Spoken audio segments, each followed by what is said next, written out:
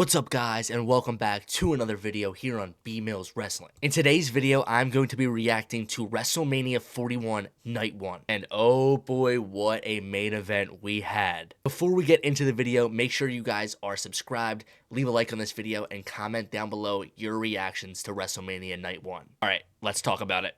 The first match that we had on WrestleMania Night 1 was Jey Uso taking on the World Heavyweight Champion Gunther.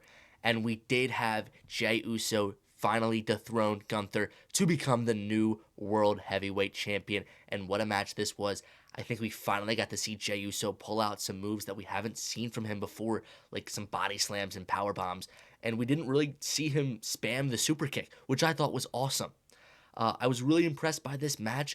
And, obviously we had the whole underdog thing of Jey Uso coming back at the end of the match, hitting Gunther with multiple splashes, and then ultimately making Gunther tap out due to Gunther's sleeper submission move.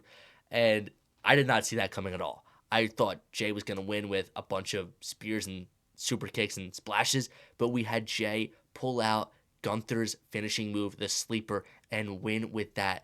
This was unbelievable. I am a little upset that they made Gunther tap out so early. I feel like that defeats his credibility a little bit.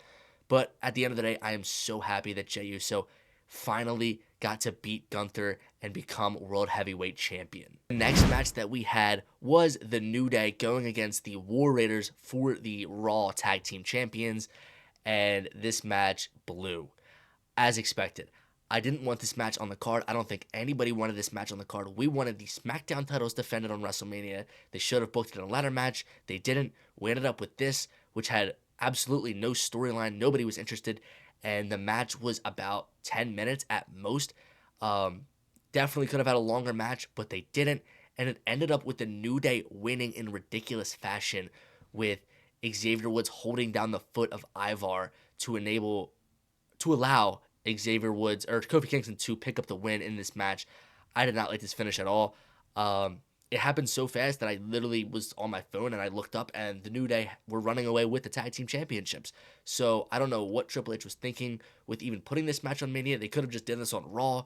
I don't think this was worth it. Everybody was expecting a Big E return, and that would have justified this match being on WrestleMania. We didn't get that. Instead, we had a short match with a bad finish and the wrong pick to become champions. The next match we had was Jade Cargill versus Naomi. And I was a pretty big fan of this match. I thought it was a solid match. It could have been a little better, but for Jade's first real singles match as a single superstar, I thought she excelled in this role, and I thought Naomi was excellent as well. I thought they had solid chemistry. I thought it was a really good match, but I am a little disappointed that Naomi didn't win this match. I thought with this heel character she's been going with, the work she's been putting in, I thought for sure that she was going to win this match and get a big push. But no, we had Jade Cargill getting the win in this match, and I am not disappointed about that. I love Jade Cargill, and I think that she is going to get an excellent push after WrestleMania. So I really didn't think there was a bad way you could book this match. Either way, I would have been fine with the result. So at the end of the day, I'm happy with Jade Cargill winning this match. The next match we had was Jacob Fatu taking on the United States champion LA Knight. And we had Jacob Fatu become the new United States champion by defeating LA Knight in a clean one-on-one. We didn't have any outside interference, which I thought was for sure going to happen with Solo Sikoa and the Bloodline, and maybe get Braun Strowman involved on LA Knight's side, but we did not. It was a clean one-on-one, which is exactly what I wanted. I didn't want this to be a one-on-one match. I wanted a ladder match, like I've said in previous videos, but since we were getting this one-on-one, I was just praying to God that we got a clean one-on-one with no outside interference. And that's exactly what Triple H gave us. And it was a solid match. I thought the chemistry was there. It was a good, long 15-minute match. They put in the work. This was an excellent match, in my opinion. And we had Jacob Fatu just dominating at the end to pick up that win. And I like how they didn't make LA Knight look weak. They didn't have Jacob Fatu squash him. They had a solid match. But then at the end, Jacob Fatu was just too much for LA Knight, and Jacob Fatu was able to become the new United States champion. I am so excited for this title run for Jacob Fatu. He is going to run through the SmackDown mid-card division. I am pumped for it. I can't wait. The next match we had was El Grande Americano taking on Rey Fenix due to Rey Mysterio's injury preventing him from competing in this match. This was once again an excellent match. Obviously, there's not really a storyline there because it was so last minute. And for how last minute this match was, it was excellent. It was better than the New Day versus the War Raiders, that's for sure. This match was absolutely brilliant. And I am so happy that El Grande Americano, aka Chad Gable, was able to pick up this victory because he deserves a push. He deserves a singles push, and I'm hoping that he's finally going to get it. I think that this WrestleMania win proves that. And like I said, it was an amazing match. Rey Fenix debuted about 3 to 4 weeks ago and is competing at WrestleMania on a singles match. He didn't need to win. He's still going to be super red hot and over with the crowd. He didn't need to win this match by any means. So I'm so happy that Chad Gable, aka El Grande Americano, was able to pick up this victory. The next match that we had was Tiffany Stratton defending her women's WWE Championship against Charlotte Flair. And this match was a little sloppy, I will say. A lot of sloppy spots in this match. Overall, wasn't a horrible match, but you could just tell some of the spots were a little uncoordinated. And that just further proves that their chemistry together has not worked. It didn't work in promo segments, and it didn't work in the match, unfortunately. Like I said, it wasn't a terrible match, but it definitely wasn't a good match. So I am happy that Tiffany Stratton did retain her WWE Women's Championship against Charlotte because we had everybody else become a new champion today, and I think that's going to be how it's going to go tomorrow in WrestleMania Night 2. So I am very happy that Tiffany retained. I think it's the right choice. She's your young star. You have to build her.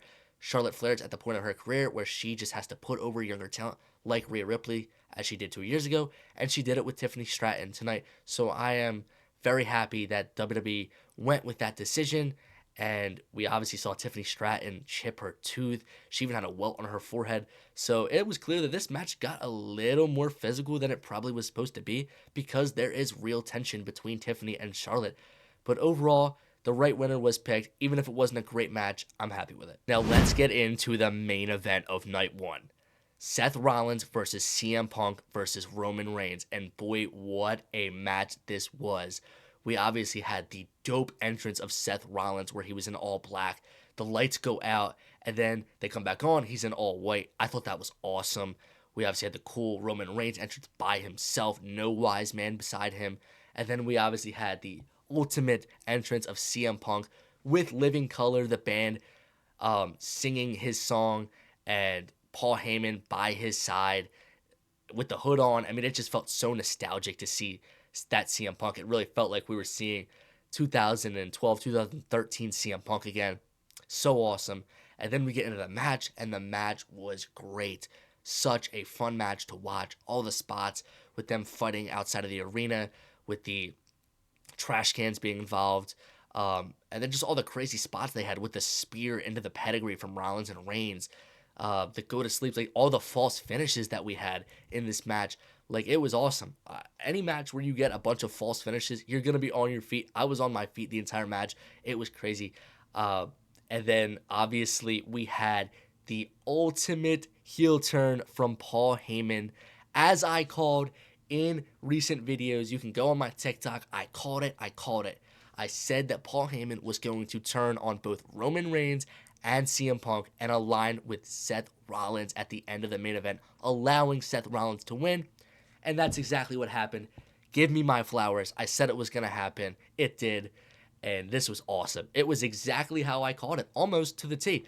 I said that late in this match, it was going to come down to Paul Heyman having to choose between Roman Reigns and CM Punk. I said that he was going to have a steel chair in his hand, which he did.